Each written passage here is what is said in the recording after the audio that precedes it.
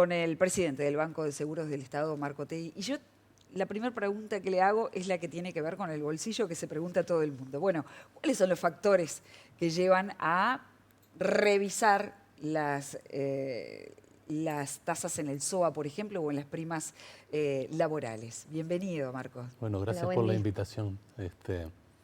A ver, con respecto a las primas de accidente de trabajo, lo primero que tenemos que decir es que el año pasado se ajustaron las tarifas y promedialmente bajaron un 2%. En los seguros de accidente de trabajo, el costo de la prima está directamente relacionada con la siniestralidad de la actividad.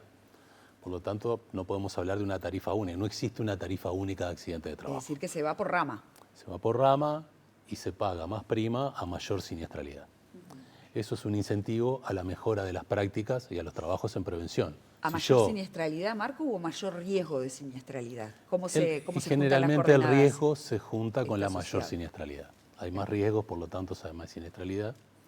Pero en la medida que las empresas inviertan en políticas de prevención, esa siniestralidad puede bajar y eso se ve reflejado a la baja en la tarifa que el banco cobra. Promedialmente, el año pasado bajaron un 2% las tarifas de accidente de trabajo. Este año empezamos la etapa de revisión. Yo creo que nosotros tenemos que trabajar, y mi idea es trabajar en una revisión muy exhaustiva y muy profunda de la siniestralidad. Por lo tanto, probablemente este año no haya modificación de la tarifa y eso recién se produzca el año que viene, porque creo que hay que hacer un trabajo cualitativo muy relevante. El banco sistematiza la siniestralidad de aquellos trabajadores que tienen una cobertura de accidente de trabajo.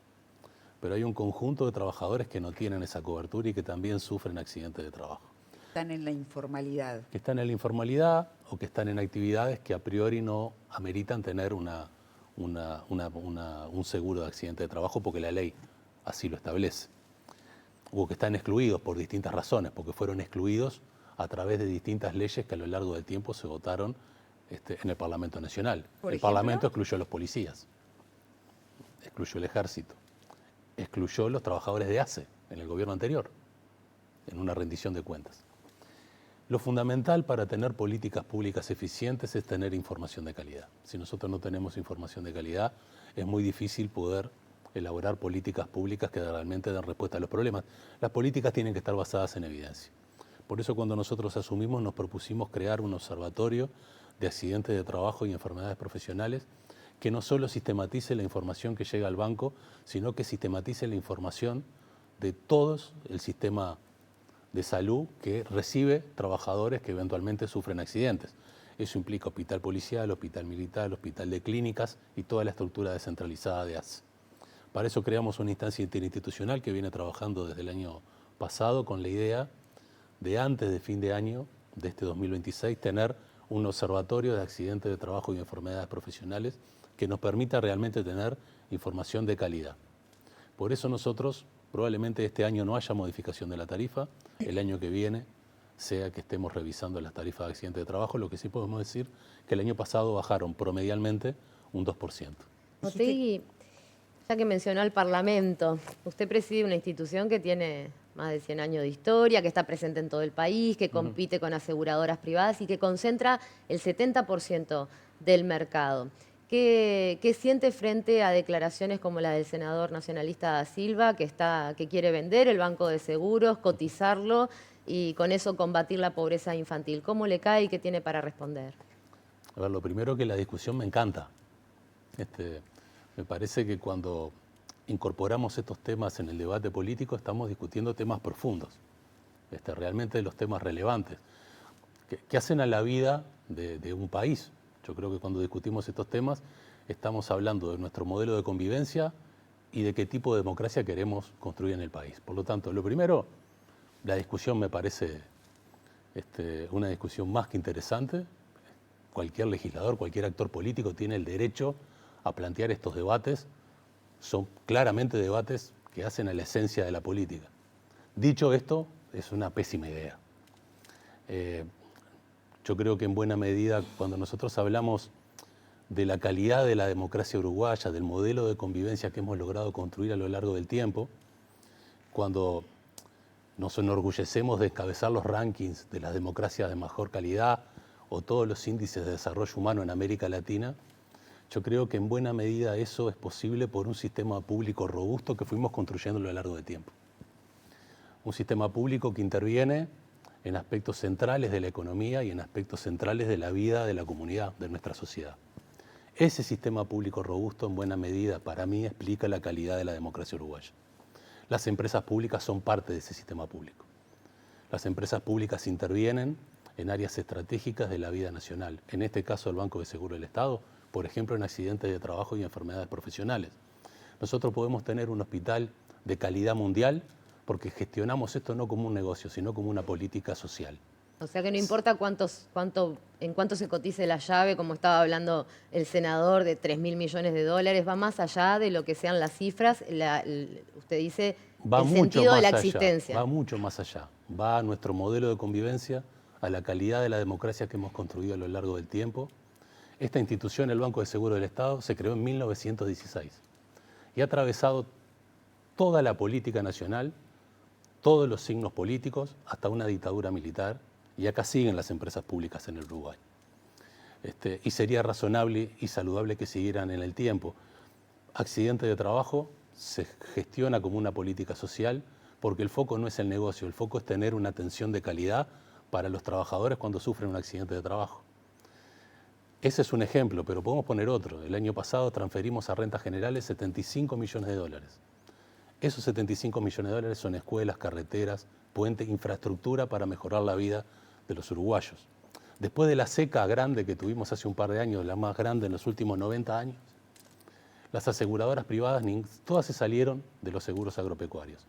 La única que se mantuvo fue el Banco de Seguro del Estado. No hubiera habido seguros para el agro si no hubiera habido una empresa pública como el Banco de Seguro del Estado después de la seca que sufrió el Uruguay. Las políticas de prevención que desplegamos, el pago de las jubilaciones. Acá muchas veces se olvida que el sistema mixto que el Uruguay votó en el año 95, que es el sistema de reparto de EPS, sistema de capitalización de las AFAP, cuando usted se va a jubilar, cuando el trabajador se va a jubilar, la AFAP no le paga la jubilación. La ley establecía que es una compañía de seguros. La única compañía de seguros que paga jubilaciones en el país es el Banco de Seguro del Estado. Ninguna empresa privada asumió el riesgo o analizó que eso era un ámbito, era una actividad muy riesgosa y paga jubilaciones. Solo el Banco de Seguros paga las jubilaciones de los trabajadores en este país.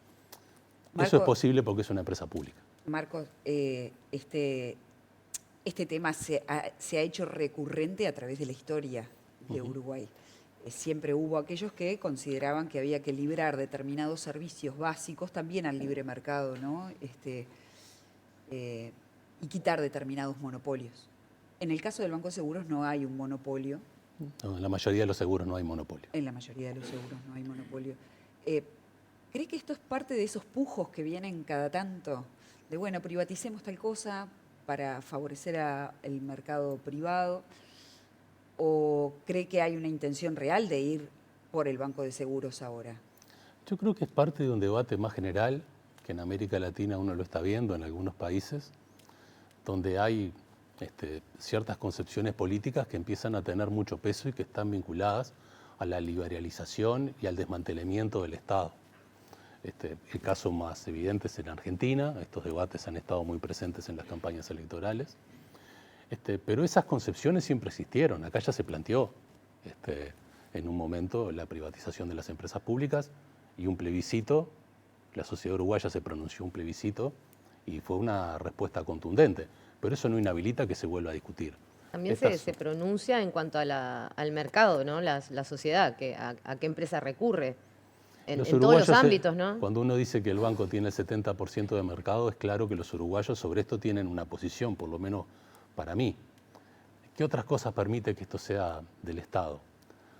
Ahora estamos viviendo una seca que está afectando a ciertas zonas del país de manera bastante profunda y hay reclamos que el Estado haga cosas. El Ministerio está haciendo cosas, el Banco República está haciendo cosas, el BPS está haciendo cosas y el Banco de Seguro del Estado también. Si no fuera una empresa pública, por ejemplo, los vencimientos del 18 de febrero que tendrían que estar pagando todos los empresarios agropecuarios, que los productores afectados tendrían que estar pagando las facturas el 18 de febrero. Nosotros las prorrogamos por esta situación A mayo. para el 30 de mayo. Esto es posible porque somos una empresa pública, ninguna empresa privada haría esto. ¿Esto implica pérdidas para la empresa? Y siempre hay una pérdida financiera, pues todo ese dinero, si nosotros lo cobramos el 18 de febrero, eso tiene claramente un retorno financiero en estos próximos meses. Estamos prorrogando a mayo y después estamos prorrogando las de junio para julio, para fin de julio, y eso tiene un impacto financiero que absorbemos Marcos, porque es estratégico el claro, agro. está bien, se entiende. ¿Tienen calculada la resignación? No, pero tampoco. El banco tiene activos por 12.000 millones de dólares.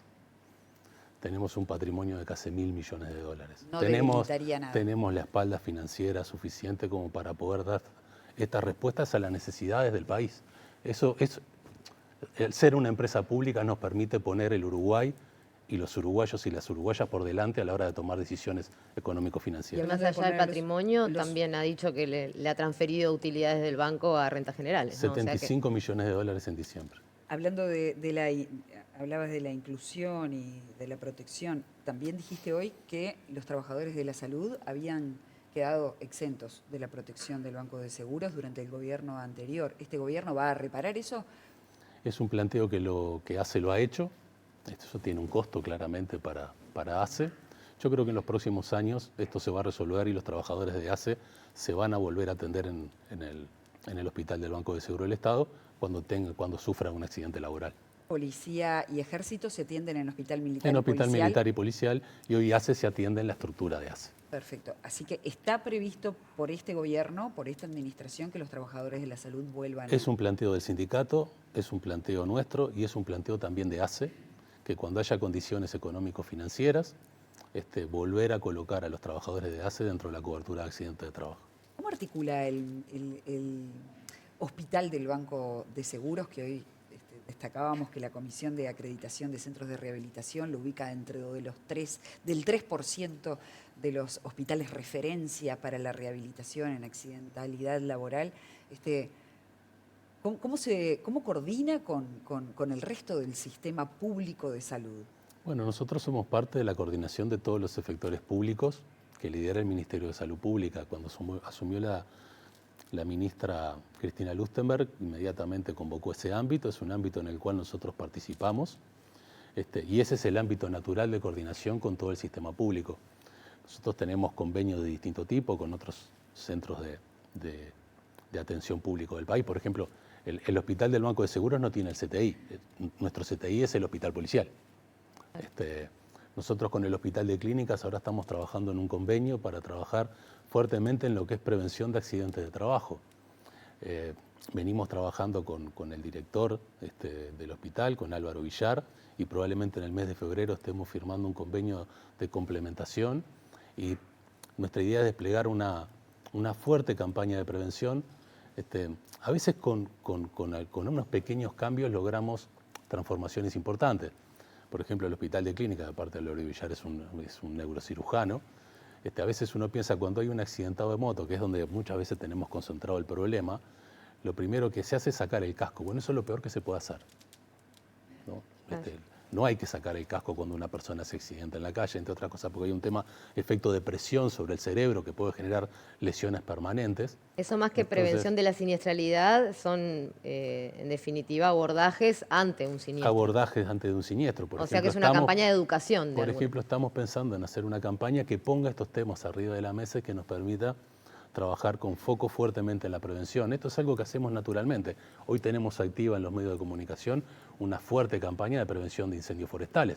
Esto lo hacemos todos los años. Hacemos permanentemente campañas de prevención de accidentes de trabajo. ¿Qué sectores son los más involucrados en la siniestralidad? Ya mencionó los motociclistas, pero... en lo como que es sectores de actividad. Sectores de actividad laboral, los que tienen mayor siniestralidad son la pesca, los frigoríficos y la construcción. Ahí tenemos un poco... ¿Transporte y agro? No, ahí la pesca y frigoríficos y después la construcción son los sectores que tienen más siniestralidad. Y ahí lo que trabajamos fuertemente es en la prevención. Y estamos este año vamos a desplegar un conjunto de acciones en materia de prevención de accidentes de trabajo, con foco en estas actividades y en otras.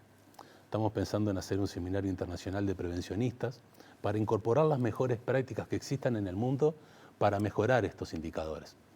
Un buen ejemplo es la actividad forestal. La actividad forestal era una de las actividades más riesgosas. Estaba en los 3 primeros lugares del ranking. La venida de multinacionales, como son las pasteras de Finlandia, permitió la incorporación de prácticas de primer mundo en la actividad que bajó radicalmente la siniestralidad en la actividad forestal.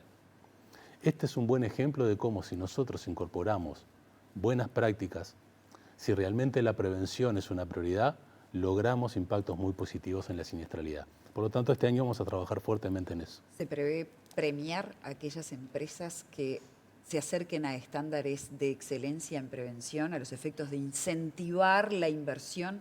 Bueno, el principal premio es la baja de la tarifa, ¿no? Desde el momento que la empresa baja su siniestralidad, eso se ve reflejado en una baja de la tarifa y eso tiene un impacto inmediato en las cuentas de esas empresas y de esa actividad.